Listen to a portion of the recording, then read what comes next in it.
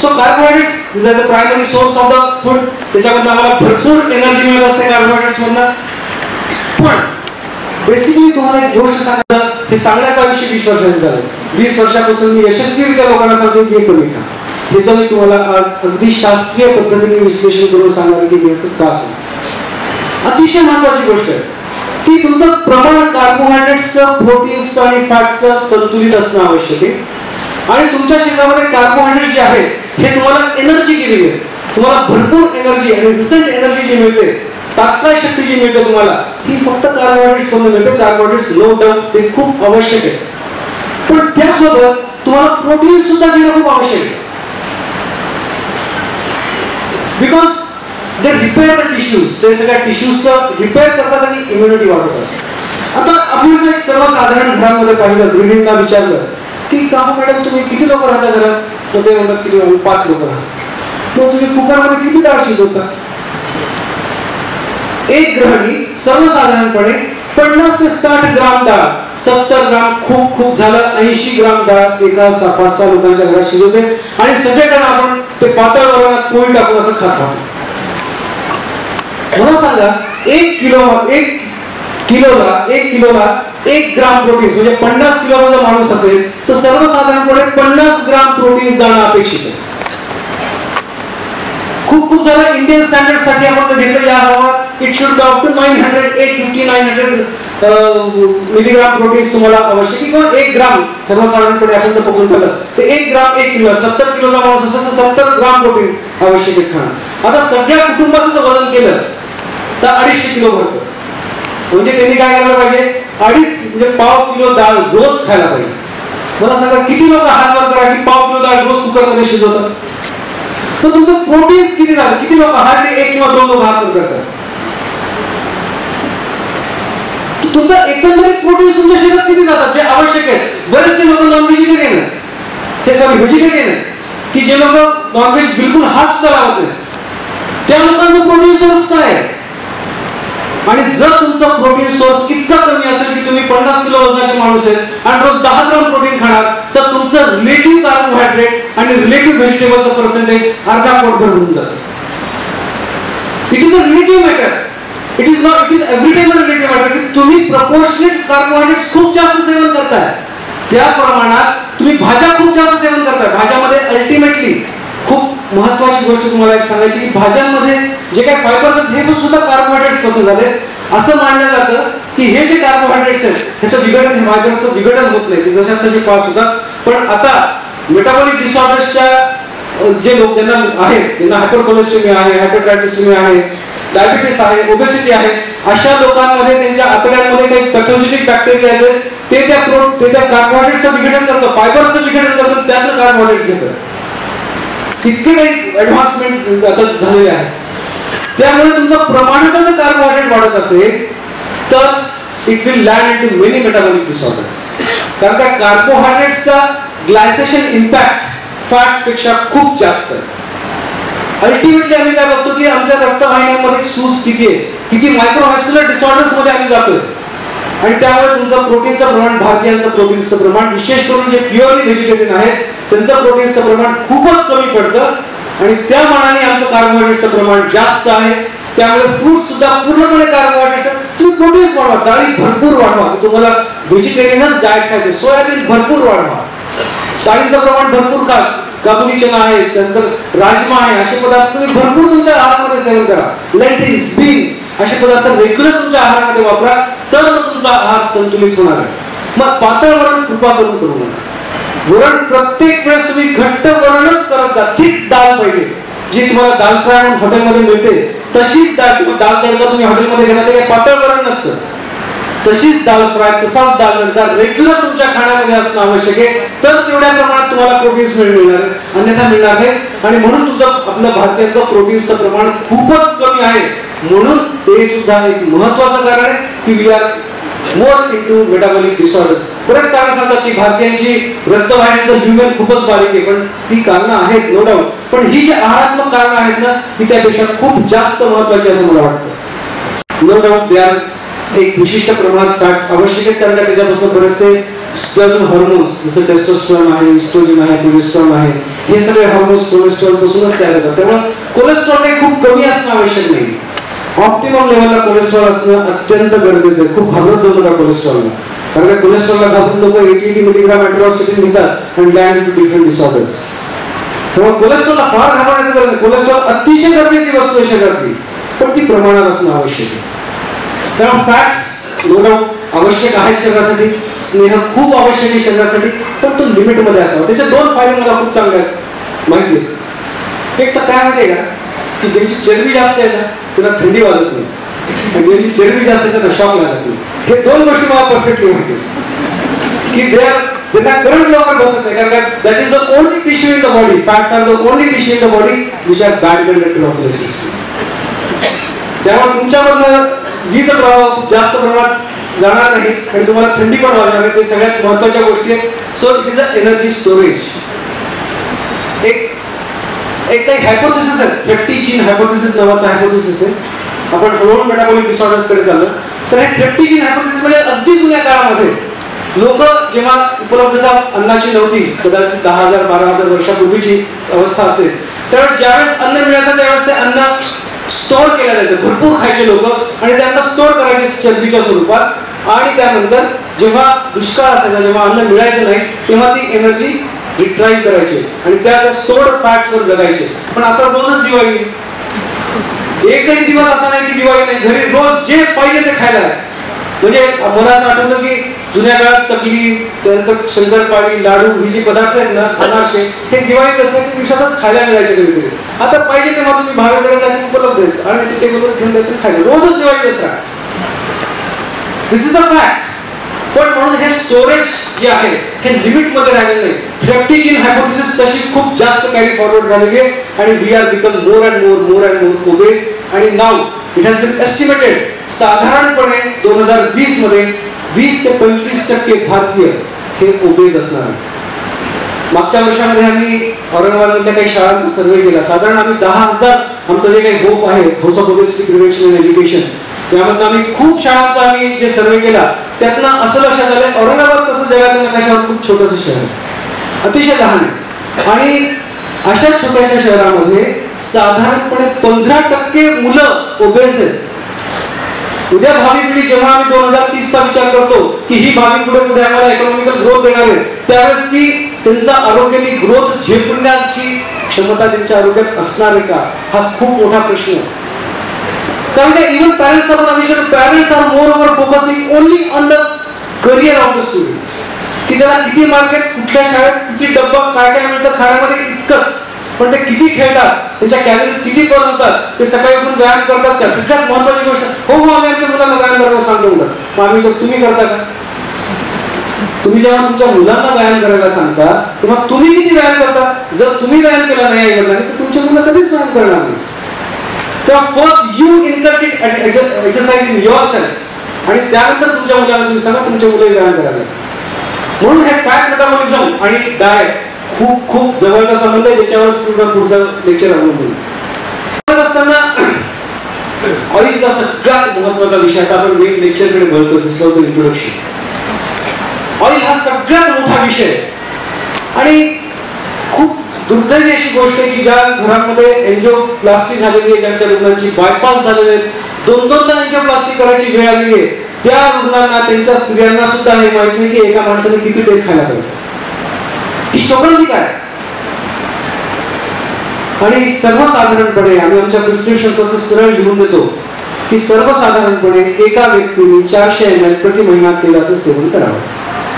एक व्यक्ती, एक माणूस 400 ml तेल. आणि हे WHO चे रिकमेंडेशन्स आहेत, माझे रिकमेंडेशन्स आहेत, किंचित नाही. 400 ml per person per month life time.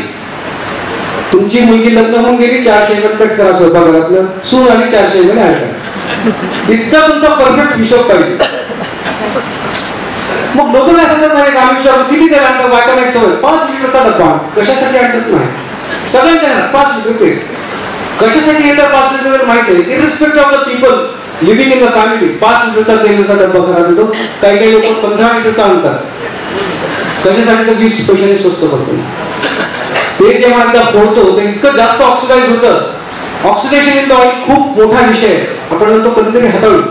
तर तेल तुम्हाला जेवढं लागतं तेवढंच वापरा, सगळ्यात महत्वाची गोष्ट. तेवढंच महिन्याला आणत जा. तेल ठेवताना ट्रान्सपरंट बॉटल मध्ये ठेवा, म्हणजे घरातल्या प्रत्येक व्यक्तीचं लक्ष असतं की मी किती तेल वापरतो. एका महिन्यात किती तेल वापरतात प्रत्येकाचं लक्ष असतं. आणि तेल वापरताना सहसा सर्वसाधारणपणे ते सारखं सारखं गरम करू नका. खूप लोक जेव्हा आपण स्त्रिया तळतात एखादा पदार्थ, तो पदार्थ तळल्यानंतर उरलेलं तेल तुम्ही लोक काय करता, ते तेल फेकून द्यायला पाहिजे. किंवा मी असं सजेस्ट करतो, खूप महाग आहे ना, देवाच्या दिवाला लावा. देव काय तर कुठलं तळलेलं आहे का, त्याचा भुकेला नाहीच आहे, तुमच्या भक्तीचा भुकेला नाही. लावा ना दिव्याच्या दिव्याला देवाच्या, काहीच फरक पडत नाही. पण पुन्हा पुन्हा जर तुम्ही ते तेल वापरलं त्याच्यामध्ये इतकं ऑक्सिडेशन होत जातं, त्याच्यामध्ये इतके विषाक्त पदार्थ तयार होतात की तुम्ही विष खाल्ल्यासारखं आहे. आणि लोक काय करतात, मग ते उरल्या तेलामध्ये परत दुसऱ्या भाजीची फोडणी, पोळीला लाव, अजून कुठेतरी पुऱ्या तळल्यात. कृपया ह्या भानगडीत करू नका. एकदा तेल गरम केलं, एकदा तळलं तर ते तेल पुन्हा पुन्हा वापरायचं नाही. अगदी स्पष्ट निर्देश. मॉडर्न मेडिसिन सुद्धा सांगतं, आयुर्वेद सुद्धा हेच सांगतं की तेल सारखं सारखं गरम करायचं नाही. तेलाचं प्रमाण 400 ml प्रति महिना. या 400 ml मध्ये तुमचं चीज, बटर, चांगलं तूप सुद्धा आलं. आणि आम्ही असं रिकमेंड करतो की साधारणपणे तुम्ही 100 ग्राम चांगलं तूप, सॅच्युरेटेड फॅट्स 100 ग्राम्स आणि 300 ml तेल या प्रमाणात त्याचा वापर करा. शक्य झाल्यास तुम्ही ऑलिव्ह ऑइल वापरा. शक्य झाल्यास तुम्ही रेग्युलर खाण्यामध्ये ऑलिव्ह ऑइल वापरा. पण बरेचसे लोक म्हणतात ऑलिव्ह ऑइल सर फार महाग आहे. एक वीकेंडचं हॉटेलिंग बंद करा, पण वाटतं महिनाभर चांगलं जेवण करा. एक वीकेंड मध्ये हॉटेलिंगला तुम्ही गेलं नाही तर तुम्हाला ते ऑलिव्ह ऑइल परवडतं. या पद्धतीने जर तुम्ही तुमचा तेलाचा वापर जर केला तर निश्चितपणे साधारण 7 ते 8% तुम्ही मेटाबॉलिक डिसऑर्डर्स तुम्ही कंट्रोलमध्ये ठेवू शकता. जर तुम्हाला ऑलिव्ह ऑइल वापरायचं नसेल तर मग तुम्ही नेक्स्ट कम्स सीसम ऑइल, तिळाचं तेल वापरा. Next comes rice bran oil, आणि त्यानंतर सोयाबीन, पीनट्स वगैरे या प्रकारचे तेल तुम्ही वापरू शकता. आयडियली स्पीकिंग तुम्ही सगळे तेल एकत्र करून वापरणं आवश्यक आहे. जेवढे काही आवश्यक मेद आम्ल आहेत, एसेन्शियल फॅटी ऍसिड्स, हे सगळे आपल्या बॉडी तयार नाही करू शकत, आपल्याला बाहेर घ्यायला लागतात. आणि ते सगळे आवश्यक कुठल्या एका तेलात पण नसतात. तर go and check the brand. बऱ्याच फॅमिलीजमध्ये पिढ्या शेंगदाण्याचं तेल वापरतात, का बरं वापरत नाही? वडील आणत होते, मी पण आणतो, असं नाही. Go and checking the brands. एक महिना तिळाचं तेल, दुसऱ्या महिन्यात शेंगदाण्याचं तेल, तिसरं वेगवेगळं तुम्ही बदलत जा. आणि शक्यतो ऑलिव्ह ऑइल, तिळाचं तेल आणि राईस ब्रान ऑइलचा शक्यतो वापर करा. That is more better for our health.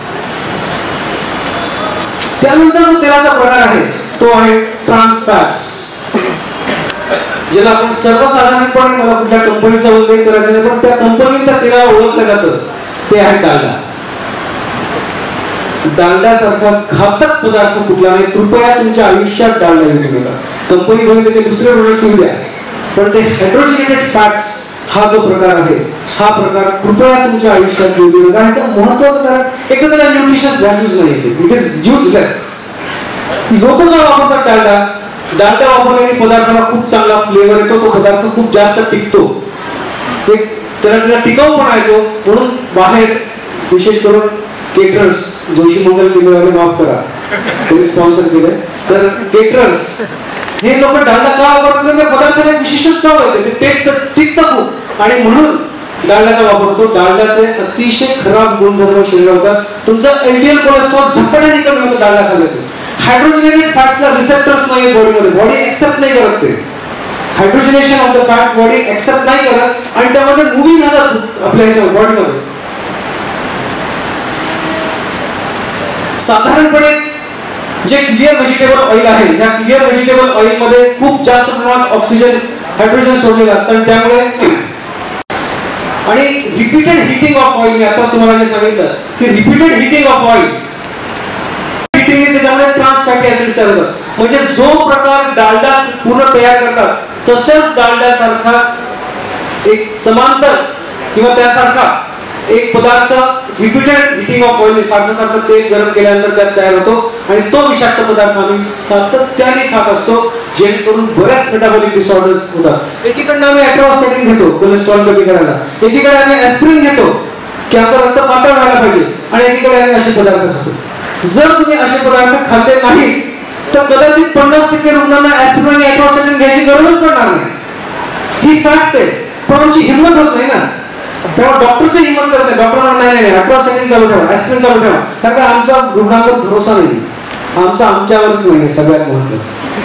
कारण का आम्ही पण मोहात पडतो जेव्हा आम्ही खायला जातो.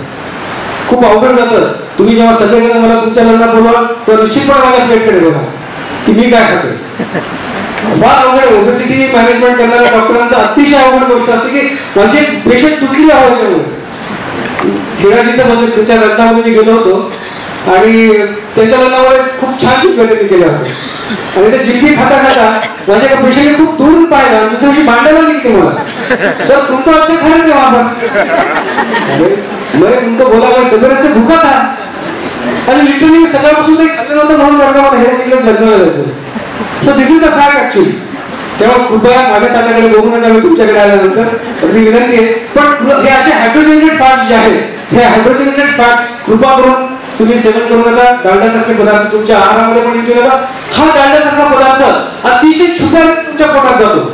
सगळ्या बिस्किट्स मध्ये हायड्रोजनेटेड फॅट्स असतात. सगळ्या बिस्किट्स मध्ये ईच अँड एव्हरी बिस्किट. त्याच्याशिवाय तुला तो फ्लेवर, तो एरोमा तुझा जो असतो, तो जो कडकपणा, तो अमोनिया असतो त्याच्यामध्ये, तो येतच नाही. आणि त्यामुळे बिस्किट सारखे पदार्थ, बेकरी पदार्थ सगळे आहेत. खारी, विशेष करून खारी खूप खूप फॅमिलीज मध्ये सवय असते की खारी खूप जास्त प्रमाणात सेवन करणं. हे सगळं मैदा आणि हायड्रोजनेटेड फॅट्स पासून तयार होते. तेव्हा कृपा करून असे पदार्थ तुमच्या आहारामध्ये येऊ नका. त्यात महत्वाचा पदार्थ आहे जो कॉन्ट्रोवर्शियल विषय आहे, तो आहे दूध. की खरोखर दुधाचं सेवन करणं आवश्यक आहे का? आपण जर ते पहिल्यापासून जर बघितलं तर गाय जे दूध देते किंवा म्हैस जे दूध देते किंवा शेळी जे दूध देते ते याच्यासाठी दूध देत नाही की माझा मालक खूप छान आहे, माझा मालक श्रीमंत होईल, माझ्या विचारासाठी त्यांचीच दूध देते. ती दूध देते त्यांच्या बछड्यांसाठी. ही खूप स्वाभाविक गोष्ट आहे. मानव हा एकमेव प्राणी असा आहे की जो दुसऱ्या प्राण्यांच्या दुधावर पूर्ण आयुष्यभर जगतो. असा एकमेव प्राणी की दुसऱ्या प्राण्याच्या दुधावर आपण जगत असतो. ऍक्च्युली मानव हा फक्त मानवाचंच दूध पचवू शकतो. खरं पाहायला गेलं we can only digest only human milk. We can't digest. पण सवयीने आमचे पूर्वज हजारो वर्षापासून ते पीत आले म्हणून ते आम्ही पीत आलो. प्राण्यांमध्ये विशेष करून म्हशीच्या दुधामध्ये कॅल्शियमचं प्रमाण खूप जास्त आहे. त्याच्यामध्ये लॅक्टोजन नावाचे जे प्रोटीन आहे, बरंच आता आजकाल तर लॅक्टोजन इंटॉलरन्स खूप लोकांना व्हायला लागले आणि हे लॅक्टोजन इंटॉलरन्स लक्षात नाहीये. खूप पोट गच्च होणं, वारंवार कॉन्स्टिपेशन होणं, वारंवार द्रवमलप्रवृत्ती होणं, मळमळ करणं, ॲलर्जी सारखे त्रास होणं, हे सगळे दुधापासून निर्माण होतं. तेव्हा दूध खरोखर प्यावं की नाही ही एक कॉन्ट्रोवर्शियल विषय. त्याचं कारण आम्ही का प्रमोट करत नाही. लोकांना एक कन्सेप्ट आहे की कॅल्शियम कुठून मिळणार. तुम्हाला माहिती डाळीमध्ये खूप जास्त कॅल्शियम आहे दुधापेक्षा. आणि अजून एक महत्वाची गोष्ट तुम्हाला सांगायची वाटते की साधारणपणे 40-45 नंतर तुम्ही जे कॅल्शियमचा सोर्स घेताय, जोपर्यंत तुम्ही ऍक्टिव्ह नाही तोपर्यंत त्या कॅल्शियमचा काही उपयोग नाही. जर तुम्ही ऍक्टिव्ह खूप असाल तरच ते कॅल्शियम तुम्ही जे खाताय ते तुमच्या हाडांपर्यंत पोहोचू शकतं. किंवा मग तुम्ही जे व्हिटॅमिन डी सातत्याने घेताय त्याचा फारसा काही उपयोग होत नाही जर तुम्ही एका जागी बसून असाल. ह्याच्या टेक्निकॅलिटीज खूप वेगळ्या आहेत. कारण का व्हिटॅमिन डी हे फॅट सॉल्युबल व्हिटॅमिन आहे. ते तुमच्या तेल जे काही स्नेहांश त्या स्नेहांशासोबत ऍब्झॉर्ब केलं जातं आणि ते परत ऍडिपोज टिश्यूज मध्ये जाऊन बसतं. तेव्हा ऍक्टिव्ह व्हिटॅमिन डी तुम्हाला असं फारसं मिळत नाही. जर तुम्ही खरोखर खूप जास्त व्यायाम करत असाल, तुम्ही खूप जास्त श्रम घेत असाल दिवसभर, तरच तुम्हाला दुधासारख्या पदार्थांची आवश्यकता आहे. अन्यथा तुम्ही खूप जास्त दुधाचं प्रमाण तुमचं सेवन जे आहे ते लिमिट मध्ये ठेवा. मी असं कारण I am speaking in general public, मी असं तुम्हाला म्हणू शकत नाही की तुम्ही दूध बंद करा. पण डेफिनेटली जर तुम्ही खूप जास्त दूध पित असाल तर it may land into metabolic disorders. कारण का खूप जास्त प्रमाणात लोकांचं दूध प्यायचं, 200 ग्राम सकाळी, 200 ग्राम दुपारी, 200 ग्राम संध्याकाळी, जेवण सुद्धा दुधासोबत, रात्री झोपतानाचं जे बेडरूम मधलं दूध तर सगळ्यात हानिकारक आहे. ते पिक्चर मध्ये दाखवतात ना दुधाचा ग्लास जातो बेडरूम मध्ये, काही होत नाही. On the contrary it is most worst landing in the metabolic disorders. कारण का दूध हा मेनली पचायला खूप जड पदार्थ आहे. अतिशय जड पदार्थ आहे दूध पचायला, इतका हलका पदार्थ नाही. लोकांना काय वाटतं माहिती का, लोक रात्री उठतात, फ्रीज उघडतात, थंडगार दूध पितात, ऍसिडिटी केली बहुत अच्छा. It's myth. ऍसिडिटी होण्यासाठी सी पायलोरी नावाचे जीवाणू कारणीभूत आहेत. कंपाइलोबॅक्टर पायलोरी म्हणून जीवाणू ते कारणीभूत आहेत. आणि दूध हे त्यांचं पोषण आहे. तुम्हाला तात्पुरतं न्यूट्रलायझेशन होतं, तात्पुरतं तुम्हाला बरं वाटतं, पण नंतर ते रिफ्लक्स मारतं. नंतर ते दुधामुळे तुमचं पचन अजून बिघडतं आणि दुधाने ऍसिडिटी किंचित कमी होत नाही. हा तुमचा गैरसमज. तात्पुरतं शांत वाटतं, नो डाऊट, तात्पुरतं शांत वाटतं, पण त्यानंतर मात्र तुम्हाला अजून अजून अजून अजून ऍसिडिटी व्हायला लागते. कदाचित ते तुम्हाला अल्सर पर्यंत सुद्धा येऊ शकतं.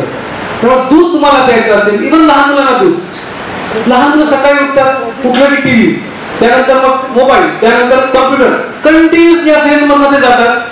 गेम्स खेळतात मोबाईलवर, शुअरली गेम्स खेळतात. ते जर आउटडोर गेम्स खेळत नसतील तर कृपा करून मुलांना खूप जास्त दूध प्यायचा आग्रह करू नका. ह्याचं महत्त्वाचं कारण काय, तुमच्या घरात जर मेटाबॉलिक डिसऑर्डर्सची अनुवंशिकता असेल, तुमच्या घरात जर हृदयविकाराची अनुवंशिकता असेल, तर हृदयविकाराची सुरुवात, फ्लक्स निर्माण होण्याची सुरुवात 10व्या वर्षीच होते. At the age of 10 blockages start. 50व्या वर्षी लक्षात येतं की 100% ब्लॉकेज आहे, सुरुवात 10व्या वर्षी झाली. आईने खूप दूध पाजलंय, फोर्स नाही केला, आणि आम्ही काय करतो, दूध पित नाही, अजून 2 चमचे साखर, नाही पित अजून 2 चमचे कॉम्प्लेन, अजून 2 चमचे बोर्नविटा, म्हणजे अजून आम्ही त्याला हेवी हेवी हेवी करत दुधाला मारून मुटकून त्या पोरांना पाजत असतो. एवढं आवश्यक नाहीये. बेसिकली खूप आवश्यक आहे, पण आमची लाईफस्टाईल पूर्ण चेंज झाली. आमच्या शरीराची आजची नीट नाही ती, कारण आम्ही थोडे कॅलरीज खर्चच करत नाही. जर तुमचा मुलगा निश्चितपणे आता इथे काही खेळाडू आलेले तिथे, आय वेलकम देम.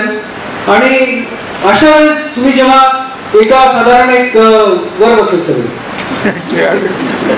अशा वेळेस तुम्ही जेव्हा खूप जास्त खेळता, खूप जास्त तुम्ही पळता, खूप जास्त जेव्हा तुम्ही श्रम करता, निश्चितपणे तुम्हाला दुधासारख्या पदार्थांची, अंड्यांसारख्या पदार्थांची निश्चितपणे खूप जास्त आवश्यकता आहे. पण आम्ही जेव्हा मनाने पळतो आणि शरीराने बसतो त्यावेळेस आम्हाला किंचित दुधाची आवश्यकता नाहीये. तेव्हा कृपा करून, समजा सुनेला सांगितलं की सुंदर तू दूध पिऊ नको बरं का, डॉक्टर सांगत नाही, सासू खूपच आग्रह करते दूध प्यायचं. सुनेचं जर वजन कमी झालं तर माझ्या मुलाचं कसं होईल ह्याची काळजी सासूला असते. बरेच कुटुंब असे तो सासू नाही बोलली, सासू नाही बोलली, सासू को काय पता है. असं खूप घरामध्ये असे कोटेशन येतात आमच्याकडे, नाही सासूची नाही बोला डायट कंट्रोल करणे के लिए. म्हणजे आपल्या प्रत्येकाला काय वाटतं की गुटगुटीत असावं. आम्ही शिकत असताना, मेडिकलला असताना, आता होत नाही, सुदृढ बाळच स्पर्धा व्हायचं. आता कळतं की ते सुदृढ बाळ स्पर्धा किती हानिकारक आहे. प्रत्येक आईला वाटायचं की ते गुटगुटीत पाहिजे आपले बाळ, तेव्हा त्यांना इतकं दूध पाजून गुटगुटीत करायचे. पण हा गुटगुटीतपणा पुढे चालून इतका हानिकारक ठरू शकतो हे कदाचित माहित नसतं. जुवेनाइल ओबेसिटी ही वर्स्ट ओबेसिटी आहे. It can lead to major complications in the later life.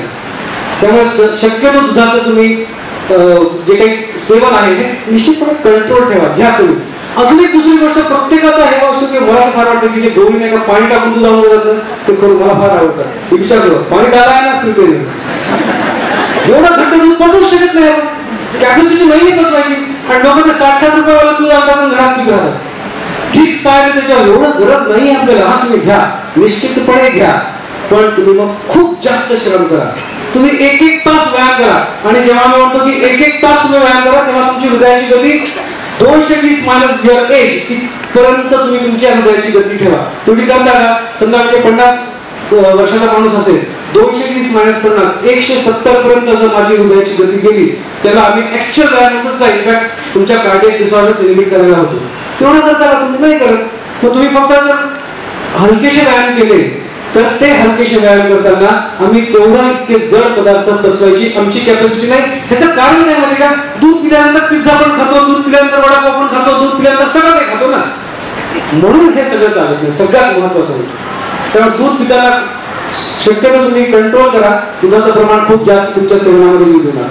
काही नियम वर्णन केलेले आहेत, काही नियम वर्णन केले की आमचा आहार कसा असावा.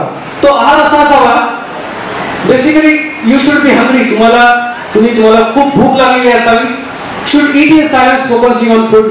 Should eat not too fast, not too slow, आणि should drink sips of water in between meals. सगळ्यात महत्वाचं की पाणी कधी प्यायचं हे एक्झॅक्टली लोकांना माहिती. काही बोलतात की जेवणात खाने, नहीं वो महाराज ने बताया कि खाने के बाद पानी पियो. कुछ फ्रुट्स महाराज बोलते, सगळे महाराज सांगतात, आपल्याकडे पद्धत खूप जास्त आहे, आम्हाला महत्व नाही, आम्ही एवढं 20 वर्ष डॉक्टरला कोणी सांगितलं, महाराजांनी सांगितलं की येस इट्स व्हेरी करेक्ट. ते महाराजांनी सांगितलं खाने के बाद पाणी, सगळे खाने के बाद पाणी. दुसरे महाराज होतात की खाने के बाद, ते सगळे खाने के बाद पाणी. It's not like that. त्याचं पण एक शास्त्र आहे. बेसिकली जर तुम्ही हेल्दी असाल, तुम्हाला जर कुठलाही आजार नसेल, तर तुम्ही पाणी जेवणासोबत घेणं आवश्यक आहे. पाण्याच्या बाबतीत अजून एक महत्वाचं की बऱ्याच लोकांना सकाळी उठून खूप पाणी प्यायची सवय. कुठलंही शास्त्र हे प्रमोट करत नाही. कुठलंही शास्त्र हे प्रमोट करत नाही की सकाळी उठल्यावर लोटाभर पाणी. माझा भाऊ हत्या भाऊ होता माझा, तो शिकत असताना तुम्हाला लिटरली सांगतो की 5-5 लिटर कॉन्स्टिपेशन होतं, 5-5 लिटर पाणी प्यायचं. माझ्यासोबत अभ्यास करायचा, पाणी प्यायचा 1 तासांनी परत जायचा, पाणी प्यायचा 1 तासांनी परत जायचा. तो कॉलेजमध्ये जात असताना पिरियड संपला की पाणी प्यायचा, पिरियड झाला की सोडायला जायचा. इतकं करून त्याला कुठेतरी वैद्याने सांगितलं होतं की तू पाणी खूप पित जा, अजूनही त्याचं कॉन्स्टिपेशन कमी झालेलं नाही, इतकं पाणी पितो. इतकं अतिरेक करतात लोक. सकाळी उठून का पाणी पितात माहिती आहे. सकाळी उठून बरेच लोक मध पाणी पितात, बरेच लोक फिरायला जातो, आम्ही खेळायला जातो, त्यावेळेस बरेच लोक असे बसलेले असतात. कोणी कडुलिंबाचा रस, कोणी भोपळ्याचा रस, कोणी कशाचा रस. कशासाठी घेता तुम्ही हे सगळं? It is not the requirement of a normal person. स्वस्थ व्यक्तीला या सगळ्या गोष्टींची किंचित गरज नाही. आयुर्वेद हे प्रमोट सुद्धा करत नाही, हे किंचित प्रमोट करत. लोकांना सवय गेले की त्या कशाचा ज्यूस घेतात,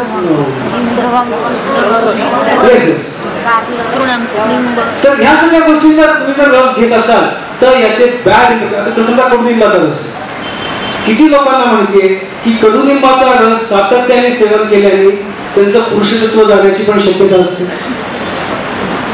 त्यांचं स्त्रियत्व जाण्याची पण शक्यता असते. कडुलिंबाचा रस स्पर्म काउंट आणि लिपिडो कमी करतं हे किती लोकांना माहितीये. आणि मग त्यातल्या त्या डायबिटीस मध्ये ऑलरेडी लिपिडो लॉस असतो आणि डायबिटीस मध्ये अजून कडुलिंबाचा रस पितात. आवश्यकता नाहीये.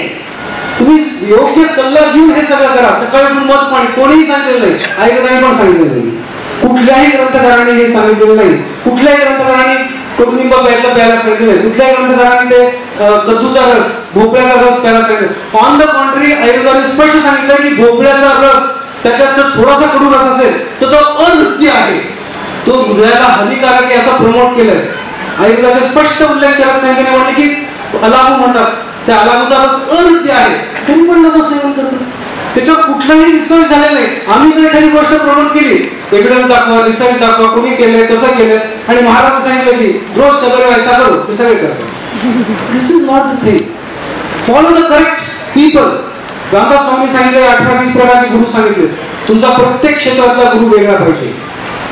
अगदी व्यवस्थित वर्णन केलं रामदास स्वामी की प्रत्येक तुमचा आध्यात्मिक गुरु वेगळा, तुमचा शिक्षणाचा गुरु वेगळा, तुमचा आरोग्याचा गुरु वेगळा, तुमचा आयुर्वेदाचा गुरु वेगळा, तुमचा ॲलोपॅथीचा गुरु वेगळा, योगाचा गुरु. 100 गुरु करा तुम्ही. एक गुरुला तुमचा अध्यात्मातला गुरु तुमच्या आरोग्याबद्दल काही सांगू शकत. तर चुकून जर कृपा करून असे कुठले जे मिथ्स आहेत ते कृपा करून फॉलो करा. तुमच्या शरीराची जर गरज असेल तरच त्या सगळ्या गोष्टी तुम्ही फॉलो करणं आवश्यक आहे. मेटाबॉलिक डिसऑर्डर्स मध्ये सगळ्यात महत्त्वाचा मला एक पॉईंट तुम्हाला सांगायचा आहे. खूप तुमच्या घरच्या घरी तुम्ही तो एनालाइज करू शकता. मला माहिती स्लाइड टाकली नाही त्याच्यात. सगळ्यात महत्त्वाचं when you are landing into metabolic disorders, specifically obesity, insulin resistance, diabetes, त्यामुळे सगळ्यात महत्त्वाचा एक साईन आहे तुम्ही घरच्या घरी पाहू शकता.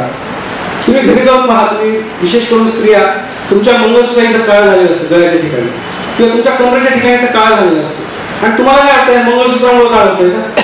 किंवा मुला पुरुषांना वाटतं की लॉकेटमुळे काळ झालं. It is a अकॅन्थोसिस nigricans. ही तुम्ही are landing into metabolic disorder ह्याची सगळ्यात मोठी साईन आहे की तुम्ही कुठल्या तरी मोठ्या आजाराला बळी पडणार आहात. त्यामुळे असं जर कुठं काळेपणा येत असेल तुमच्या शरीरावर तर निश्चितपणे तो तुमच्यासाठी हानिकारक आहे, हे लक्षात ठेवा. Again coming to metabolic disorders, एवढ्या सगळ्या ऍडव्हान्समेंट झाल्या तरीही भारताची जी काही आमची 154% ओबेसिटी, 150% इंडियामध्ये इथे जाणार. इथं बघा दाखवलं की 150% ओबेसिटी आणि मेटाबॉलिकला आम्ही जाणार आहोत. त्याचं महत्वाचं कारण काय, त्याच्यावर एक साधारण 3-4 स्लाइड्स तयार केल्या. बेसिकली फ्रुट्स जास्त खा आणि व्हेजिटेबल्स जास्त खा हा कन्सेप्ट यात किंचित कुठलाही इंडियन सायन्सचा नाही. इंडियन सायन्स डझंट प्रमोट की तुम्ही खूप जास्त भाज्या खा, खूप जास्त फ्रुट्स खायचे. खूप महत्वाची कारण आहे. ही कारण मला तुम्हाला प्रकर्षाने दाखवायचे. की वेस्टर्न डाएट मध्ये proteins, it is rich in protein, rich in fat, carbohydrates and iron, आणि poor in fibres, vitamins and minerals. This is a western diet which is very rich in protein, fats and carbohydrates. Indian diet on the contrary, rich in carbohydrates, fibers, minerals and poor in proteins. So basically western diet is a very balanced diet. It's a very balanced diet, whereas Indian diet, it is lack of proteins and vitamins, iron, full of carbohydrates, fibers, minerals, fats. Indian diet हे एकमेव diet असं आहे जे डायकोटिलिडॉन्स आणि मोनोकोटिलिडॉन्स म्हणजे एकदल धान्य आणि द्विदल धान्य एकत्र करून खाणारा आहार आमचा आहे. असा आहार जगात कुठे नाही. आणि यामुळे आम्हाला जे फायबर्स मिळतात हे खूप जास्त प्रमाणात मिळतात. फायबर्स आम्हाला ज्यावेळेस वेस्टर्न कंट्रीज मध्ये त्यांचं हाय प्रोटीन डाएट्स ते लोक घ्यायचे, ते हाय प्रोटीन डाएट्स घेत असताना ते roasted chicken, fried chicken, mutton सगळं रोस्टेड खायचे आणि त्यामुळे त्यांचे फायबर्स कमी पडायचे.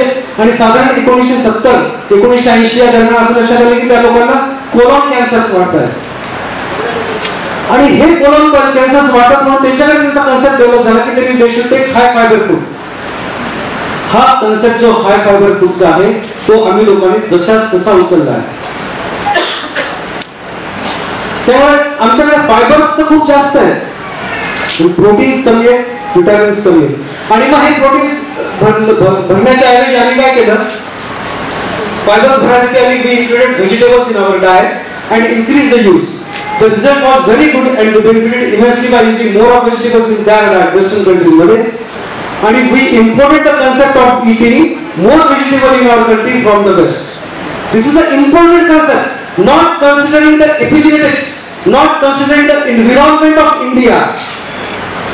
We have adopted the concept, we are eating more vegetables, we are focusing more on vegetables, where आमचा concept अर्धपोटी जेवायचा, तो आमचा पोट vegetables नेच भरतो, proteins कुठून मिळणार? नाही मिळत proteins तेवढे. So Indian government also spent crores of rupees for advertisement and education people regarding benefits of vegetables. The result was, now everybody knows that vegetables are good for health. And production of vegetable increased by whopping 600 to 800% in last 40 years. 800% growth in vegetables ची. But all the major disorders also increase the same proportion, 600 to 800% in the last 40 years. If that concept would be the very correct concept, then why the metabolic disorders are increasing in India today? So माझं म्हणणं असं की vegetables खा, पण तुम्ही relatively तुमचं प्रोटीन्सचं प्रमाण खूप जास्त तुम्ही वाढवणं अत्यंत गरजेचं आहे. So western countries benefited by the use of vegetables but not our country and it's why because dal, legume, beans we are not using. We are not using dal, legume and beans. Beans, dal, legumes are very rich source of protein, calcium, phosphorus, iron, vitamin A, B12, but we are not using. And the way we ignore the king of nutrition. King of nutrition is dal in India. It is a king of nutrition because vegetarian people as well as non-vegetarian people all are using dal, but we are not using dal in the right proportion. So no doubt you should consume vegetables, but at the place we should give more and more important to the proteins. त्यामुळे प्रोटीनचं प्रमाण खूप जास्त वाढतं, जास्त म्हणजे प्रमाणामध्ये प्रत्येकाला जेवढं लागतं किंवा 800 मिलीग्राम 900 मिलीग्राम किंवा 1 ग्राम प्रति किलो प्रति दिवस हे जे तुम्हाला लागतं त्या ऍटलीस्ट त्या प्रमाणात तरी तुम्ही हे वापरणं फार गरजेचं असतं. This is again a very important concept promoted by Ayurveda. I tell you assuredly, मी तुम्हाला एक गोष्ट अगदी पक्की सांगतो की टोपोलॉजी हा जो इतका छान वर्ड आहे, टोपोलॉजी हा जो वर्ड तुम्हाला मी सांगितला, मी तुम्हाला पुढचं सांगितलं नाही तर तुम्हाला 100% टोपोलॉजीवर विश्वास पडणार आहे, कारण ते वेस्टर्न शब्द आलेला आहे. Topology is nothing but the Viruddhana promoted by Ayurveda. It is Viruddhana promoted by Ayurveda. What is topology? So topology is the, as per the science, proteins must not be combined with starch and carbohydrates and may be consumed differently. आपण starch आणि म्हणजे आयुर्वेदाने promote केले की दोन विरुद्ध गोष्टी एकत्र करू नका. फेमस उदाहरण आयुर्वेद देतो की दुधाचं केळीचं शिकरण किंवा फ्रूट सलाड, कुठलं पण फळ आणि दूध एकत्र खाता कामा नये. गरम गरम गुलाबजामुन आणि थंडगार आईस्क्रीम एकत्र करून खाता का? आम्ही नेहमी खातो. On the contrary caterers promote करतात, आम्ही प्रमोट म्हणजे गुलाबजामुन गरम चाहिए वाले आईस्क्रीम के साथ आम्ही प्रमोट करतो. But this is not at all advised. There are certain reasons behind that, that has been studied very thoroughly.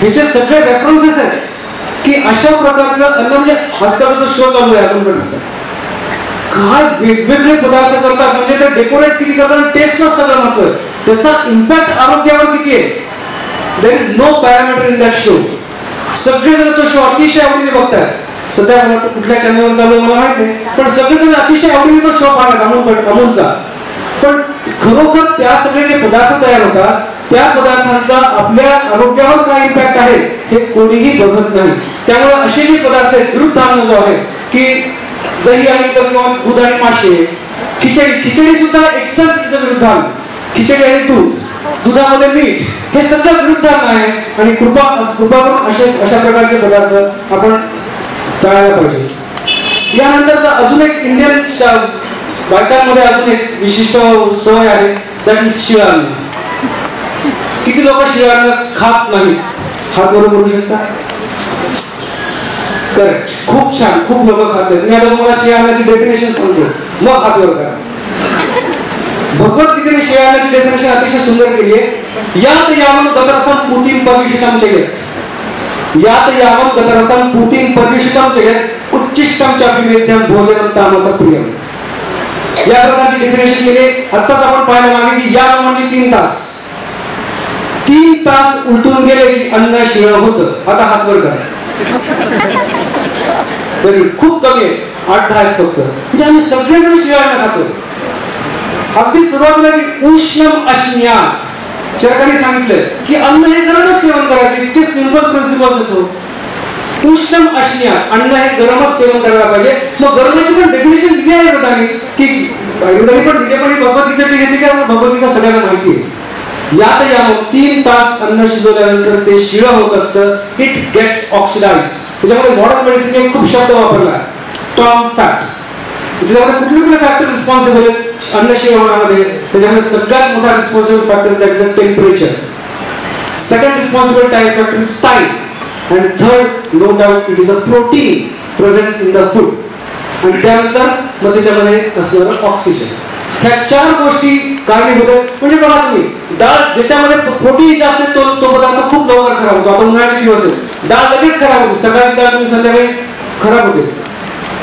Carbohydrate इतक्या लवकर खराब होते त्यात असणारं पाणी पोळी इतक्या लवकर शिळ होते जितकं बरं लवकर शिळ होते त्यातल्या त्यात एक दिवस म्हणजे तुम्ही बेसिकली खूप कुटुंबामध्ये अशी पद्धत आहे की पोळीचा कुस्करा आणि फोडणीचा भात ठरलेलं आहे का बरं पोळीचा कुस्करा आणि फोडणीचा भात लोक खातात माहिती नाही तुम्हाला एवढीच जर सोय पाहिजे असेल ना गरम गरम भात करा त्याला फोडणी द्या गरम गरम पोळ्या करा त्याचा कुस्करा करा शिळ्या पोळीचा कुस्करा आणि फोडणीचा भात अतिशय आवश्यक आहे नवरे झोपा काढा खाल्ल्यानंतर ऑफिसमध्ये कारण काय यात यावं गतरसं पूतिं पर्युषितं चेत् उच्चिष्टं चापिमेध्यं भोजनं तामसं प्रियम् तामस गुण शरीरातला वाढतो अमेध्यम म्हणलेलं आहे त्याचा बुद्धी विभ्रंश होतो भगवद्गीतेने स्पष्ट उल्लेख केलेला आहे या पद्धतीने असे इम्पॅक्ट शिळं अन्नाचे तेव्हा कृपा करून शिळं अन्न तुम्ही तर खाऊ नका भांडेवालीला पण देऊ नका गाईला पण चालू नका फुकट फेकून द्या that is the use of शिळं अन्न एक तर तुम्ही विचारून करा मग बायका म्हणतात की नाही खूप महाग आहे डाळ खूप महाग झाली पोळी खूप झाली म्हणजे 1 ते 2 रुपयाची पोळी वाचवण्यासाठी 200 रुपये डॉक्टरची फीस परवडते पण शिळं अन्न खायचं असतं दुसरा जो शिळ्या अन्नाच्या बाबतीत कन्सेप्ट लोकांचा की अन्न फ्रीज मध्ये ठेवल्यानंतर ताजं राहतं किंचित राहत नाही ते अन्न शिळंच होत असतं फ्रीज मध्ये शिजवलेलं अन्न कृपा करून ठेवत जाऊ नका तेच शिजवलेलं अन्न फ्रीज मध्ये काढून मायक्रोवेव्ह मध्ये ठेवायचं आणि नवऱ्याला आल्यानंतर गरम द्यायचं असं तो कृपा करून इट इज द फर्स्ट सगळ्यात खराब म्हणजे स्वयंपाकघरातल्या सगळ्यात खराब वस्तू 2 ज्या आहेत त्या आहेत रेफ्रिजरेटर आणि मायक्रोवेव्ह माझा एक इथं मित्र आहे हरीश जाफेकर त्याच्या घरात फ्रीज नाही मला खूप अभिमान वाटतो मी सगळ्यांना सांगतो इतका मोठा माणूस असतो पण त्याच्या घरात फ्रीज नाही या पद्धतीने तुमची लाईफस्टाईल असणं अत्यंत गरजेचं आहे तेव्हा फ्रीज सारख्या वस्तू मायक्रोवेव्ह सारख्या वस्तू शिजवलेलं अन्न तयार करण्यासाठी कृपया वापरू नका ठीक आहे तुम्हाला डाळ भाजायची शेंगदाणे भाजायचे पापड रोस्ट करायचे मायक्रोवेव्ह नक्की वापरा दूध ठेवायचे दही ठेवायचे फळं ठेवायचे कच्च्या भाज्या ठेवायच्या अवश्य रेफ्रिजरेटर वापरा शिजवलेलं अन्न त्यात चुकूनही ठेवू नका ते शिळच होत असतं त्याची खूप शास्त्रीय कारण आहे आणि एक्झॅक्टली काय होतं त्या अन्नामध्ये सुद्धा ऑक्सिडेशन होतं ते दॅट फूड गेट्स ऑक्सिडाइज बऱ्यापैकी. म्हणजे इव्हन हॉटेलमध्ये पण तुम्हाला जे अन्न मिळतात, तुम्ही स्टीम राईस ऑर्डर करा, दाल फ्राय आणि स्टीम राईस, ते डाळ सकाळपासून कदाचित 2 दिवसाच्या आधीची पण शिजवलेली असू शकते, एवढं लक्षात ठेवा. तेव्हा तुम्ही ज्या हॉटेलमध्ये खाता तेव्हा मॅक्झिमम टाइम हे शिळच खात असतात, हे पक्क लक्षात ठेवा. जर इथं काथरवाडी असतील तर माफ करा मला. तर अल्कोहोल खूप आवडीचा विषय, खूप कमी वेळ राहिला पण खूप आवडीचा विषय आहे. म्हणजे हा असा आवडीचा विषय आहे की मी जर म्हणलं की अल्कोहोल खूप चांगलं तर पुरुष वर्ग मला फेवर करतील, आणि मी जर सांगितलं की अल्कोहोल खूप खराब स्त्री वर्ग मला फेवर करतील, अशी ही परिस्थिती आहे. पण अल्कोहोल खरोखर आपल्या शरीरासाठी आवश्यक आहे का, तर निश्चितपणे आवश्यक खरोखर नाही. त्याचे काही पॉझिटिव्ह इम्पॅक्ट आहेत, काही निगेटिव्ह इम्पॅक्ट आहेत, पण त्याचे नॉर्मल डोसेसमध्ये जर तुम्ही कन्झ्युम केलं तर really it can help you. जे काही लोक सगळ्यात हेल्दी म्हणून संबोधले जातात फ्रान्सचे, जिथं मेटाबॉलिक डिसऑर्डर्सचा रेट खूप कमी आहे, त्या ठिकाणी रेड ग्रेप वाईनचं सेवन पाण्यासारखं केलं जातं. आणि त्यातलं जे रेस्वेराट्रॉल त्यांना मिळतं, रेस्वेराट्रॉल इज अ अँटीऑक्सिडंट, आणि ते रेस्वेराट्रॉल जे मिळतं त्याच्यापासून बरेच मेटाबॉलिक डिसऑर्डर्स कमी होतात. त्यामुळे whatever we promote red grape wine to the patients, that is most healthy. पण काय माहिती का, प्रश्न रेड ग्रेप वाईनचा नाही, प्रश्न किकचा आहे. प्रश्न काय, किक चांगल्या गोष्टीचा काही मजा नाही ना, एव्हरीबडी वॉन्ट्स किक. आणि मग हे किक बसायला खूप खूप जास्त डोस घ्यावा लागतो. मग कोणाचा डोस 80 ml असतो, कोणाचा 90 ml, कोणाचा 1 क्वार्टर पर्यंत डोस असतो, तोपर्यंत किक बसत नाही. पण ही किक नंतर हृदयाला आणि लिव्हरला किक देते, हे खूप उशिरा लक्षात येतं. त्यामुळे moderation of dose should be taken by alcohol. Alcohol बद्दल तुम्हाला 2 स्टडीज मला सांगायच्या वाटतात. खूप इंटरेस्टिंग स्टडीज आहेत, तुम्हाला खूप इंटरेस्टिंग ऐकण्यामध्ये. येस, ही स्टडी असं सांगते की साधारण 23% ऍक्सिडेंट्स, रोड ऍक्सिडेंट्स हे अल्कोहोलमुळे होतात. म्हणजे उरलेले 77% अल्कोहोल पिल्यामुळे होतात. त्यामुळे अल्कोहोल. तर हा जो स्टडी आहे shows that 23% of the road accidents are due to alcohol. आणि अजून एक महत्वाचा स्टडी आहे जो ग्राफिकली रिप्रेझेंट केला आहे. इकडं नन आणि इकडं 3 ड्रिंक्स पर डे. म्हणजे जे लोक अल्कोहोल सेवन करत नाही ते लोक अल्कोहोल घेणाऱ्या इतके जास्त रिस्की आहेत हार्ट डिसीजसाठी. These are the studies. पण मग तुम्हाला काय पाहिजे, तुम्हाला मॉडरेशन मध्ये घेणं आवश्यक. तुम्हाला alcohol we are not promoting, घ्यायलाच लागेल असं नाहीये, पण जर तुम्हाला घ्यायचं असेल तर ते मॉडरेशन मध्ये घ्यायला पाहिजे. पण मॉडरेशन किती आहे, मग if you are taking whisky it should be 10 ml per day. If you are taking whiskey, it should be 10 ml per day. If you are taking wine, you can have 300 ml per day. If you are taking beer, it should be 200 ml per day. इतक्या छोट्या dose मध्ये लोक म्हणतात जान यार कुछ नाही होता असं. दुसरी एक गोष्ट अशी की जेव्हा मी बघतो की हॉटेल्स मध्ये जेव्हा सगळ्या फॅमिलीज जातात, त्या फॅमिलीज मध्ये काय असतं की लहान लहान मुलं सुद्धा घेऊन जातात. 15 वर्षापर्यंतचे 16 वर्षापर्यंतचे मुलं सुद्धा सोबत घेऊन जातात. आणि मग मुलांना म्हणतात तुम पेप्सी लो, हम अल्कोहोल घेऊ. मी म्हणतो ना त्यांना सुद्धा अल्कोहोल पाजून नको, इतकं खराब आहे. Pepsi, Sprite and all these things. Don't make your children habituate to all these soft drinks. They are most worse than alcohol. जर तुम्हाला रेग्युलर पेप्सी प्यायची सवय असेल तर त्यापेक्षा 10 ml रोज विस्की घेतलेली कधी पण चांगले, त्याचे किमान चांगले परिणाम तरी आमच्या आयुष्यावर आहे. बाकीचं तर हे सगळं आयुष्य वाया घालवणार आहे. तर हा असा विषय आहे की साखरेचं सेवन सुद्धा आम्हाला आवश्यक नाही. साखरेपेक्षा, पांढऱ्या साखरेपेक्षा ब्राऊन साखर बनी तुम्ही नशा केली, हे काहीच होत सगळं पूर्ण आतून पोकळ करून टाकते शरीराला. अशी खराब व्हाईट साखर आहे. ही व्हाईट साखरेचं प्रमाण सुद्धा आपल्यासाठी नमूद करावं असं वाटतं. It should B 200 grams per person per month. एका व्यक्तीने 200 ग्राम शुगर सेवन करणं आवश्यक आहे एका महिन्यामध्ये, त्यापेक्षा ती जास्त सेवन करणं आवश्यक नाहीये. जास्त साखर सेवन म्हणजे इव्हन आम्ही जेव्हा पेशंटला सांगतो आता तुमच्याकडे एखाद्या कॅन्सरचा रुग्ण आला, एखादा संधिवाताचा रुग्ण आला, मग त्याला आम्ही सांगतो साखर बंद कर. मग साखर बंद केलं की इमिजिएट रिॲक्शन, मला डायबिटीस नाहीये. प्रत्येकाला हेच वाटतं की साखर हे पथ्य फक्त डायबिटीस साठी आहे का, हे किंचित नाही. प्रत्येक आजारामध्ये साखर हे पथ्य. कुठल्याच आजारात ऑन द कॉन्ट्री प्रत्येक इंडिव्हिज्युअली साखर सेवन करणं बंद करावं, त्याऐवजी ग्लुकोज सेवन करू शकता. पण sugar is the most worst substance, कारण का ते बॉडीमध्ये खूप जास्त इन्फ्लेमेशन आणू शकतं. इन्सुलिन रेजिस्टन्स खूप जास्त वाढतं साखरेने. जितकी तुम्ही साखर सेवन कराल तितकं जास्त इन्सुलिन रेजिस्टन्स वाढतं, कारण ह्याच्यामध्ये ग्लुकोज आणि फ्रुक्टोज असे जॉईंटली दिलेले. It is a combination of glucose and fructose, so it becomes sucrose. आणि ही सुक्रोज, मला सांगा कुठला प्राणी गोड खातो आपल्या इथे? आवश्यकता नाहीये साखरेची. मग बऱ्याच बायका म्हणतात हमारे इनको तो आखरी में मीठा लगता ही है, तू लगता है तो लग लेते भूक दिला. अरे किती घसा पूर्ण आम्ही सांगतो की साखर बंद करा, साखरेची आवश्यकता नाहीये. लिटरली 200 ग्राम प्रति महिना प्रति माणूस जर तुम्ही सेवन केलं तर खटाखट तुमचं वजन कमी आहे. माझ्याकडे 4-5 हजार रुपये खर्च करायची गरज नाही, पण फॉलो करत नाहीत कोणी. साखर 200 ग्राम प्रति माणूस प्रति महिना. आणि सगळ्यात महत्वाचं म्हणजे हा दुग्ध शर्करायुक्त फार खराब आहे. म्हणजे दूध आणि पचायला अतिशय जड, आणि मुलांना आम्ही अजून त्या साखर टाकून देतो. हा जो दुग्ध शर्करा येऊ ना, हा कदाचित तुमच्या आयुष्यामध्ये कधीही येऊ देऊ नका, तुम्ही आरोग्यवान राहा. तर अशा प्रकारचा तुमचा आहार असणं आवश्यक आहे, ज्याच्यामध्ये तुमची साखरेचं प्रमाण 200 ग्राम प्रति महिना, तेलाचं प्रमाण 400 ml प्रति महिना प्रति माणूस इतकंच ते असणं आवश्यक आहे. त्यानंतर अजून जो फॅक्टर आहे तो आहे फास्ट फूड. आणि फास्ट फूड मध्ये मग फास्ट फूड का नाही खायचं? तर फास्ट फूड का नाही खायचं याचं कारण काय? It is a fast killer. लक्षात ठेवा हा शब्द, fast food is a fast killer. It is a killer food. त्याचं कारण काय म्हणजे याच्यामध्ये खूप जास्त मैदा, खूप जास्त मीठ, खूप जास्त स्नेहांश आणि खूप जास्त कोड आणि साधारण 92,000 केमिकल्स जगभरात वापरले जातात फास्ट फूडसाठी. त्यातले जे काही मॅक्झिमम केमिकल जे वापरले जातात ते आहे monosodium glutamate. Monosodium glutamate, a white solid, it possesses little flavor of its own, but it can bring out the flavor of other food. It is therefore actually a flavor enhancer.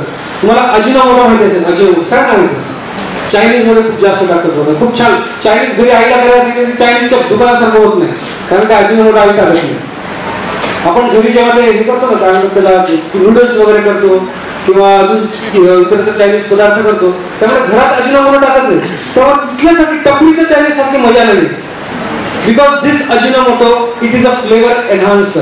आणि ह्याचे इतके जास्त side effects आहेत, चर्चा करायची आज वेळ नाही, पण ह्याच्यामध्ये जे फ्लेवर्स आणि कलर्स आहेत त्याच्याबद्दल मला बोलायचं आहे. आणि हे जे ॲडिटिव्ह आहेत, food additive no doubt FDA त्याला कंट्रोल केले.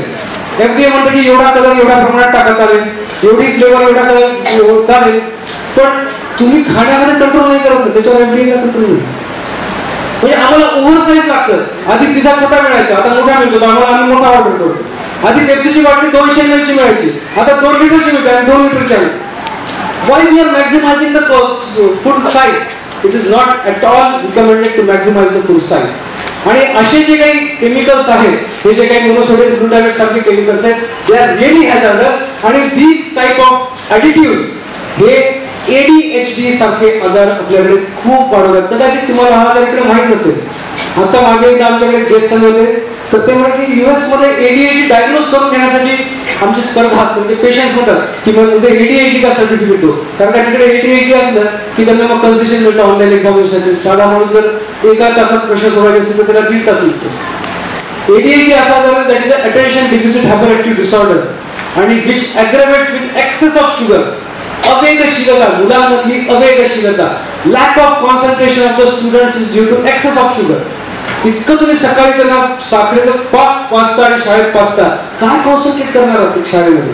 मग आपल्या टीचर्स कंप्लेन करतात, खूपच खोडकर आहे, लक्ष देत नाही, असं नाही तसं नाही. वर्गामधले विद्यार्थी वर्गामधले विद्यार्थी कॉन्सन्ट्रेट नाही करू शकत. It is due to that people are not controlling that food. Concentration and food has a very great relationship. आणि हे जे इरिटेटिव्ह कलर्स आहेत, इरिटेटिव्ह फ्लेवर्स आहेत, मी बघतो आपण हॉटेलमध्ये जेवलो, जर आपण एखादं पनीर टिक्का मसाला खाल्ला की घरी आल्यानंतर लाल हात होतात, पालक पनीर खाल्ले की हात हिरवे होतात, दाल फ्राय खाल्ले की हात पिवळे होतात. किती कलर्स टाकतात हे लोक. आणि हे जे कलर्स आहेत, हे जे फ्लेवर्स आहेत, हे ब्रेनला डिरेक्टली इरिटेट करतात. आणि that irritation lands into attention deficit hyper active disorder. हा तर एक आजार आहे. असे असंख्य मेटाबॉलिक डिसऑर्डर, असंख्य मनोविकार रुग्णांमध्ये तयार होतात. त्यामुळे असे जे काही फास्ट फूड आहे किंवा पॅक्ड फूड आहे, शक्यतो मुलांना याच्यापासून दूर ठेवणं जास्त अपेक्षित अभिप्रेत आहे. त्यानंतर food processing again is a very important thing. संस्कार ही गुणांतरा घालून ते गुणाश, अतिशय महत्वाचं सूत्र आहे चरकामधलं आहे की तुम्ही फूड कसं तयार करता यानुसार त्याच्या क्वालिटीज असतील. मी एक साधं उदाहरण देतो. कुकरमध्ये शिजवलेला भात आणि तेलंगणामध्ये जे काही पाणी काढून तयार केलेला भात ह्याच्या प्रॉपर्टीज मध्ये जमीन आसमानचा फरक आहे. कुकरमध्ये शिजवलेला भात पचायला अत्यंत जड असतो, पण तुम्ही जेव्हा पाणी स्ट्रेन आउट करता, त्याची पेस्ट काढून टाकता आणि त्यावेळेस तो भात जो शिजवतो तो पचायला अत्यंत हलका असतो. तो अनपॉलिश असेल तर अजून चांगला, बॉईल असेल तर अजून चांगला. अशा प्रकारची जी काही तुमची प्रोसेसिंग आहे, उदाहरण दिले भाताचं अशा असंख्य. तुम्ही हे ज्या रेसिपीज, मॉडर्न रेसिपीज ज्या फॉलो करता ना, म्हणजे मी तर असं पाहिलं की काही काही लोक तव्यावर आईस्क्रीम टाकतात. आता ज्या रेसिपीजचे जे शो होते, आईस्क्रीम सांगितलं तर तुम्ही गरम गरम तव्यावर, काय त्या फूडची क्वालिटी होत असेल, just for flavour and just for offer. त्याचा हेल्थचा इम्पॅक्ट कोणी बघत नाही. हेल्थचा इम्पॅक्ट बघणाऱ्याला प्राइस कधीच मिळत नाही. तेव्हा असे जे काही पदार्थ आहेत, तर हे संस्कार आहेत, विशिष्ट पद्धतीने जे काही आम्ही म्हणजे हा श्लोक तुमच्या समोर ठेवायचा एकच अभिप्रेत अर्थ आहे की तुम्ही प्रोसेसिंग कमीत कमी करा अन्नावर. जेवढं तुम्ही अन्नावर कमीत कमी प्रोसेसिंग कराल, तितकं ते अन्न तुमच्यासाठी जास्तीत जास्त पोषक होत जातं. हे पक्क लक्षात ठेवा. आता अशा बऱ्याच प्रकारचे आता समजा आपण बघतो की प्रोसेसिंग करताना समजा आम्ही काही कोटेड भांडे वापरतो, काही कोटेड हे असतात, त्यांचा इम्पॅक्ट आम्हाला माहिती. आम्ही कंटेनर्स कसे वापरतो यावर डिपेंड आहे की कंटेनर्स आम्ही कसे वापरतो. आम्ही कुकरमध्ये शिजवलेला भात, आता इथे नवीन आपण प्रकल्प कोकणी सरांनी लॉन्च केला आहे इकोसेन्स, की त्यांनी वेगळ्या पद्धतीने एक इडली किंवा भात तयार करण्याची एक पद्धत निर्माण केली. त्याच्यामध्ये खूप कमी एनर्जी लागते आणि स्टीमवर सगळं शिजवलं. तर अशा वेगवेगळ्या पद्धतीचे इम्पॅक्ट वेगवेगळ्या आमच्या तब्येतीवर होत असतात. आम्ही असं म्हणतो की तेल कमी लागतं म्हणून कोटेड भांड्यांमध्ये आम्ही तयार करतो, पण त्या कोटेड भांड्यांमध्ये ॲल्युमिनियम किती लीक होत आहे आणि आमच्या शरीरात किती जात आहे ह्याचा आमच्याकडे कुठलाही वापर हे नाही. आम्ही कुठल्या भांड्यात म्हणजे तिथं म्हटलं की भाजन संस्कार म्हणजे भांड्यांचा संस्कार. तुम्ही अन्न ॲल्युमिनियमच्या भांड्यात तयार करता का स्टीलच्या भांड्यात तयार करता की अजून पितळेच्या भांड्यात तयार करता, या सुद्धावर तुमचे संस्कार, त्याची property of the food depends, की ज्याच्यावर खूप जास्त अभ्यास झालेला नाही. त्यामुळे भांडे वापरताना शक्यतो आपण आता म्हणतो की स्टेनलेस स्टीलचे तुम्ही भांडे वापरले पाहिजे, ज्याच्यामध्ये लिचिंग जास्त होत नाही, ज्याच्यामध्ये ते जे मेटल्स आहेत ते मेटल्स फूडमध्ये येत नाही आणि आपल्या शरीराचा विपरीत परिणाम होत नाही. अशी भांडे तुम्ही वापरणं गरजेचं आहे. That is a designer food. हा एक नवीन कन्सेप्ट आम्ही ठेवतो. आपल्या डिझायनर फूड माहिती आहे का? कन्सेप्ट म्हणजे designer food. Diabetic mithai, it is a divide. There is no diabetic mithai. No mithai can be diabetic. My people are म्हणजे काय माहिती का की असे छान शब्द टाकतात की डायबिटीसचे पेशंट बरोबर ती डायबेटिक आणि ते घरी आणतात. 1 किलो डायबेटिक मिठाई, 2 किलो डायबेटिक मिठाई. ही डायबेटिक मिठाई कशापासून तयार केली जाते? आपलं खजूर असते ना, खजूर. आता तुम्हाला सांगतो, खजूरचा ग्लायसेमिक इंडेक्स साखरेच्या बरोबरीने. मग त्यापेक्षा डायबेटिक मिठाई, साधी मिठाई 200 रुपये किलो, तर डायबेटिक 500 रुपये किलो. 500 रुपये देऊन ती जास्त ग्लायसेमिक इंडेक्स वाली मिठाई खाण्यापेक्षा थोडीशी ही मिठाई खा ना, बरोबर. त्यामुळे don't be in the favour of diabetic designer food. Diet कोलामध्ये फक्त शुगर फ्री असतात, बाकीचे जे काही ॲडिटिव्ह असतात ते इतके भयानक असतात की better to avoid the designer foods. That no calorie of diet farsan. म्हणजे मी जेव्हा डाएट फरसाण विकत घेतलं तेव्हा मला इतकं आश्चर्य वाटलं, इथं वजन वाढवणार आहे, where the diet is there. फक्त डाएट ह्या नावाखाली तुम्हाला जे मिळतं ते खरंच डाएटसाठी उपयोगी आहे की नाही हे लेबल क्लेम्स नीट वाचून तुम्ही त्याचा उपयोग करून घ्या. आणि diabetic items like jam, jelly and pickles, there is no diabetic food at all. तर यामुळे अशा डायबेटिक फूड्सच्या प्रलोभनाखाली तुम्ही कृपया जाऊ नका, विशेष करून डायबेटिक पेशंट. कारण का ते नेहमी असलेले असतात, मी पण डायबेटिक आहे, तुमचं प्रोडक्ट खायला मिळतं आणि मन प्रसन्न होतं, पण इट्स नॉट लाईक दॅट. त्यापेक्षा फारच जर तुम्हाला जर हौस असेल, थोडीशी मिठाई खाऊ शकता, मिळत नाही, बिलकुल खाऊ शकता, थोडी रोज खाऊ शकता, पण इतकी थोडी खा. तुम्हाला एक गोष्ट सांगतो मी, आपण जर श्रीखंड जसं खातो, श्रीखंड खाताना आपण मी सगळ्या लेक्चर्स मध्ये उदाहरण देतो की श्रीखंड खाताना आपण एक अमूलचं आणलं किंवा कुठलं तरी भावेचं श्रीखंड आणलं, 1 वाटीमध्ये श्रीखंड काढतो, पण ते श्रीखंड काढल्यानंतर वा वा वा श्रीखंड आहे का, मन प्रसन्न होतं सगळ्यात आधी. कारण त्या पंच ज्ञानेंद्रिय त्यातले जे नेत्र आहेत ते प्रसन्न होतात श्रीखंडकडे, वा केशर, बदाम, काजू सगळं. मग एकदा खायला सुरू केलं की 1 चमचा खाल्ला, अरे वा भावेचं खूपच छान आहे, मस्त आहे, साखर मिळतात त्याच्यात, पण ठीक आहे, आवडल्यानंतर मग दुसरा, तिसरा, चौथा, 5वा वाटी संपे करून वाटीत पाहतो आपण किती 1 चमचा होतो, मग झाडून पुसून अगदी ते चवीने खातो. म्हणजे पहिला चमचा आणि शेवटचा चमचा चवीने खाल्लेला आहे आणि नंतर फक्त पोट भरलेले मधले चमचे, मग 2च चमचे घ्या ना, पहिलाही चवीने खा, शेवटचाही चवीने खा, मन भरतं, पोट भरायची आवश्यकता नाही, आता पोटच राहायचं, सिंपल. पण त्या पद्धतीने आपण कधी आहाराचा कधी विचार केलेला नाही आपण. तेव्हा गोड खाताना डायबेटिक पेशंट्स विशेष करून थोड्या प्रमाणात मन मारायची गरज नाही, थोड्या प्रमाणात निश्चितपणे खाऊ शकता, पण मन भरून खा, पोट भरून नका खाऊ. हाच एक संदेश द्यायचा. मला असं वाटतं की हे जे पदार्थ आहेत, तिची स्लाइड आहे, फार महत्वाची स्लाइड आहे. आणि अशा सगळ्या प्रकारचे जे काही डाएट्स आम्ही फॉलो करतोय त्याला लिटरली प्रत्येकाने लाभ मारावी, जेणेकरून आम्हाला आमचा देश, आमचा भारत हा 2020 साठी सक्षम करायचा. तर या पद्धतीने आम्ही आहाराकडे पाहिलं तर निश्चितपणे आपण हेल्दी राहू शकू. आणि हेल्दी राहण्याकरता एक 2-3 अजून वेळ संपलेली, कारण लेक्चर्स खूप मोठं आहे. Valuable after we lose it. आपण मेल्यानंतर म्हणतो खूप छान होता, and this is all very correct, कि our health always seems much more valuable after we lose it. So don't lose it due to your bad diet. That's the first message I want to give you. Second,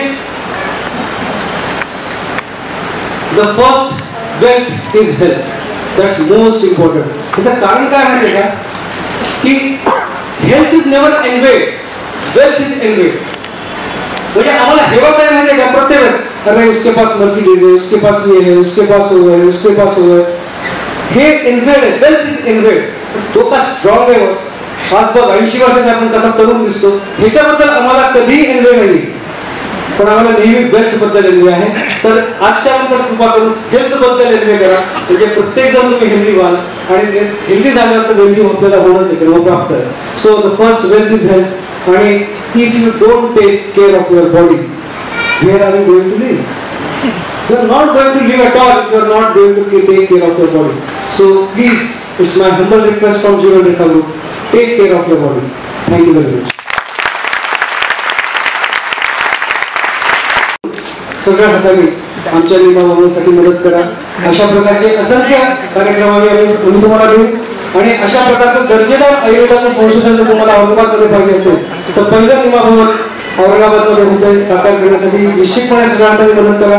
बाहेर एक box ठेवला आहे, त्यामध्ये तुमची मदत तुम्ही देऊ शकता आणि आम्हाला निमावण्यासाठी मदत करू शकता. धन्यवाद. ICD संचालक मिराज गावकर सर इथे आलेले आहेत, त्यांना मी स्टेजवर आमंत्रित करते. डॉक्टर मनीषा शेट्टी यांना मी विनंती करते की त्यांनी सरांचं फॅसिलिटेशन करावं. डॉक्टर शेट्टी सरांना विनंती करते की त्यांनी आभार प्रदर्शन on the stage. I am called Sabnis Madam. So I would like to request GS Kulkarni sir, Mohiti sir, and all the Ayurvedic faculties are here. First of all, वेळ कमी आहे त्यामुळे बराच प्रोग्राम फास्ट आहे. मी सबनीस सरांना सांगू इच्छितो की डेफिनेटली औरंगाबाद करायला एक दिशा दिलेली आहे. And we are going to follow that. We have got a vision about our health. We are going to take initiative and follow as much as possible. First of all, Malani sir पण आपल्यामध्ये आहेत, तर मी मालानी सरांना स्टेजवर आमंत्रित करतोय. And I would like to ask Dr. Sabnis sir to felicitate him. So please welcome Dr. Malani sir. Doctor Modi sir आहे, GS Kohli sir आहे, सर्व मान्यवरांना मी विनंती करतो. त्यामुळे आपण हा प्रोग्राम एकदम शॉर्ट मध्ये घेत आहे. मी सबनीस मॅडमला इथे आमंत्रित करतोय की त्यांनी सबनीस सरांचं स्वागत करावं. जे महत्वाचं राहिलेलं आहे आपल्याकडे स्पीकर, द मॅन हू आज वर्ल्ड कप सीझन चालू आहे आणि ज्या माणसाने सेंचुरी केलेली आहे, ज्या माणसाने आपल्याला मार्गदर्शन केलेलं आहे, त्यांना एक छोटंसं एक मॅडम करणे उच्चतून आम्ही हे करूया. यासोबत कुलकर्णी सर आहेत, मोहिते सर आहेत. So please welcome doctor Sabnis sir. And I invite madam. Actually they are maybe VIPs, but I would like to म्हणजे अशी सर्वांची इच्छा आहे की मॅडमने सरचं परीक्षण करा. सो सर्वांनी एक जोरदार टाळ्या दिल्या पाहिजे.